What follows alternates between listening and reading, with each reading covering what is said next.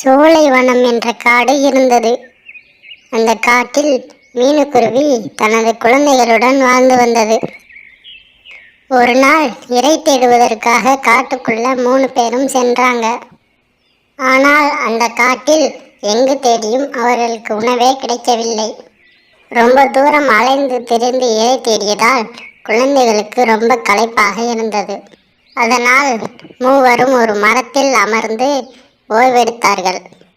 அம்மா, என்னால் இதுக்கு மேலே பறக்க முடியாது. எனக்கு பறந்து பறந்து ரெக்கையெல்லாம் வலிக்குது. இனிமே நானும் அக்காவும் இங்கேயே இருக்கோம். நீங்கள் போய் இறைய தேடி கொண்டு வாங்க அப்படின்னு மீனுக்குருவியோட பையன் போலு தன்னோட அம்மா கிட்ட சொன்னான். சரிடா கண்ணா, நீனும் தாராவும் இங்கே இருங்க. வேற எங்கேயும் போகக்கூடாது, சரியா? நான் போய் உங்களுக்காக இறைய தேடி எடுத்து வரேன். நான் சொன்னதை ஞாபகம் வச்சுக்கோங்க. வேற எங்கேயும் போகக்கூடாது. அம்மா வர வரைக்கும் இங்கேயே இருக்கணும் அப்படின்னு சொன்ன மீனுக்குருவி தன்னோட குழந்தைகளை அங்கேயே விட்டுட்டு இறைய தேடி காட்டுக்குள்ளே போனது. அப்படி போய்கிட்டு இருக்கையிலேயே அந்த பக்கமாக லூசி என்ற புறா வந்தது. லூசி, நானும் என் குழந்தைகளும் இறை தேடி வந்தோம். ஆனால் நாங்கள் எங்கே தேடியும் இறை கிடைக்கல. அதோட என்னோட குழந்தைகளும் ரொம்ப களைப்பாயிருந்தனால ஒரு மரத்தில் விட்டுட்டு வந்தேன். நீ எங்கனையாவது தானியங்கள் இல்லை பழங்களை பார்த்தியா அப்படின்னு மீனுக்குருவி லூசி புறாட்ட கேட்டது. இல்லை மீனு, நானே ரொம்ப தூரம் அலைஞ்சு தெரிஞ்சுதான் இந்த ஒரு தானியத்தையே எடுத்து வந்தேன். எனக்கு தெரிஞ்சு நம்ம காட்டில் எந்த தானியங்களும் பழங்களும் கிடைக்க வாய்ப்பு இல்லை. நீ வேணா பக்கத்து காட்டில் போய் தேடிப்பாரு. ஓ அப்படியா, சரி லூசி, நான் போய் பக்கத்து காட்டிலே பார்க்குறேன் அப்படி சொன்ன மீனுக்குருவியோ பக்கத்து காட்டுக்கு பறந்து போனது. இந்த சமயத்தில் அந்த காட்டில் கருமேகங்கள் சூழ்ந்து மழை வருவதற்கான அறிகுறி தென்பட்டது. தம்பி போலு, மழை வர்ற மாதிரி இருக்கு. இன்னும் அம்மா வேற ஆளையே காணோம். சரி வா, நம்ம வீட்டுக்கு பறந்து போவோம். இல்லை இல்லை, நான் வரமாட்டேன். அம்மா இங்கே இருந்து என்னை நகலவே கூடாதுன்னு சொல்லியிருக்காங்க. அதனால் நான் வரல. அம்மா என்னையை திட்டுவாங்க. அதெல்லாம் ஒன்றும் திட்டமாட்டாங்க.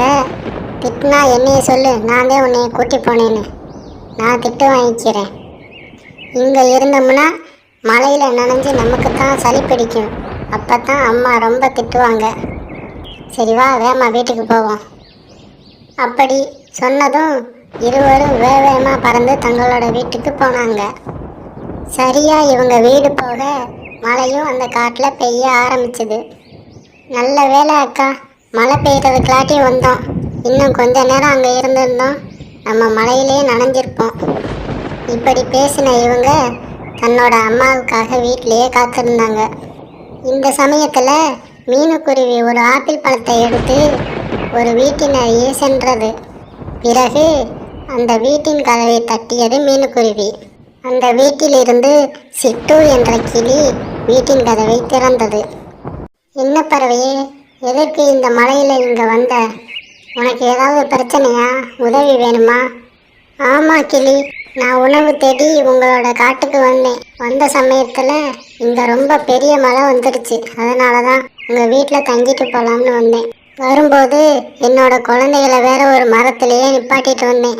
இப்போ அவங்க என்ன ஆனாங்கன்னு தெரியலை. நீ ஒன்றும் கவலைப்படாத தோழி.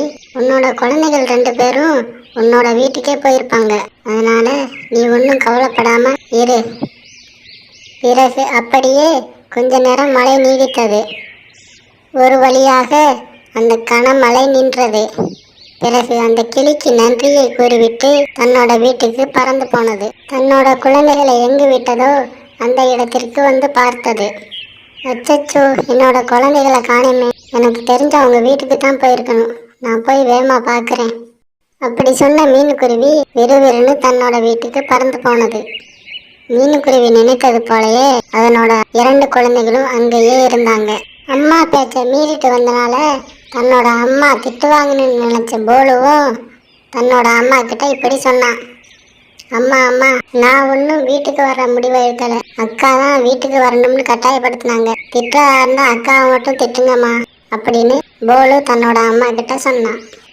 நான் எதுக்கு கண்ணா அக்காவை திட்ட போறேன், அக்காவை பாராட்ட தான் போறேன். ஏன்னா சரியான நேரத்துல சரியான முடிவு எடுத்தனால அவளை திட்டக்கூடாது. பாத்தியா தம்பி, இதுதான் சொல்லுவாங்க, ஒரு சில நேரத்துல சரியான முடிவை எப்ப எடுக்கணும்னு தெரிஞ்சிருக்கணும். சோலைவன காடு இருந்துச்சு. அந்த காட்டுல இருந்த ஒரு மரத்துல கோரிக்காகம் கூடு கட்டி வாழ்ந்து வந்துச்சு. அதுக்கு பக்கத்திலேயே மீனுக்குருவியும் கூடு கட்டி வாழ்ந்து வந்துச்சு. மீனுக்குருவி மிகவும் சுறுசுறுப்பான குருவி.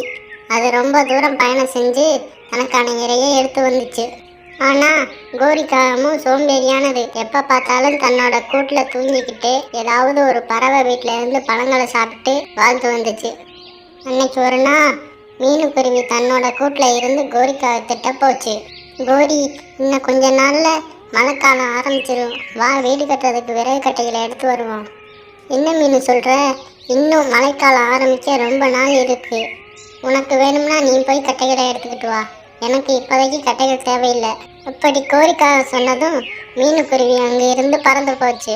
பிறகு அதிக தூரம் சென்று மீனுக்குருவி தனக்கான கட்டைகளை சேகரிச்சது. அப்புறம் சேகரித்த கட்டைகளை தன்னுடைய கூட்டிற்கு எடுத்து வந்துச்சு.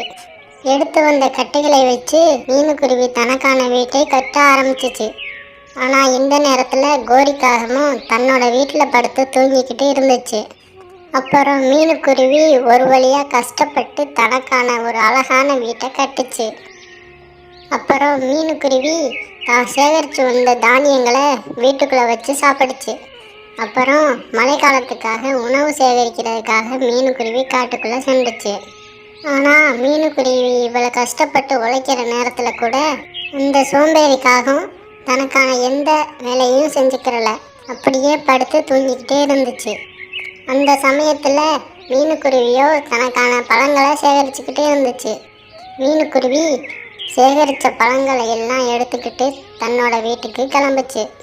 பிறகு அப்படியே அன்னைக்கு ராத்திரி வந்துச்சு. அப்புறம் மீனுக்குருவி சேகரித்து வந்த பழங்களை எல்லாம் சாப்பிட்டு தன்னோட வீட்டில் அசந்து தூங்குச்சு. அப்புறம் அப்படியே அடுத்த நாள் விடிஞ்சிச்சு. அன்னைக்கு காலையிலேயே கருமேகங்கள் அந்த காட்டை சூழ்ந்து வந்துச்சு.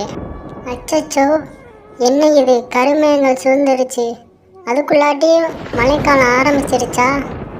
இப்படி சொன்ன கோரிக்காகம் விறுவிறுன்னு காட்டுக்குள்ளே பறந்து போச்சு. காட்டுக்குள்ளே போன கோரிக்காகம் பனை மரத்தில் இருந்து பனை ஓலையை பறித்து போட்டுச்சு. பிறகு அந்த ஓலைகளை எடுத்து தன்னோட கூட்டுக்கு வந்துச்சு. அப்படி வந்துக்கிட்டு இருக்க சமயத்திலேயே அந்த காட்டில் கனமழை ஆரம்பிச்சிருச்சு. பிறகு பனை ஓலையை தனது கூட்டின் மேல் ஒரு கூரை போன்று போட்டுச்சு. ஆனால் மழைக்காலத்துக்கு முன்பாகவே தனக்கான வீடை கட்டின மீனுக்குருவியும் தன்னோட வீட்டில் சந்தோஷமாக இருந்துச்சு. அது மழையை ரசித்தபடியே தான் சேகரித்து வந்த பழங்களை சாப்பிட்டுச்சு. அந்த சமயத்தில் அந்த காட்டில் காற்று பயங்கரமாக வீசிச்சு. அதனால் கோரிக்காகம் தன்னோட கூட்டு மேலே கட்டியிருந்த அந்த பனை ஓலையும் காற்றுலேயே பறந்து போயிடுச்சு. பிறகு அன்று இரவு புறா கோரிக்காகம் மழையிலேயே நனைஞ்சிக்கிட்டு இருந்துச்சு. அப்புறம் அப்படியே அடுத்த நாள் காலையில் விடிஞ்சிருச்சு. அடுத்த நாள் காலையில் மழைப்பொழிவு நின்றுச்சு. அப்புறம் கோரிக்காகமும் காட்டுக்குள்ளே போய் தனக்கான விறகு கட்டைகளை சேகரிச்சது.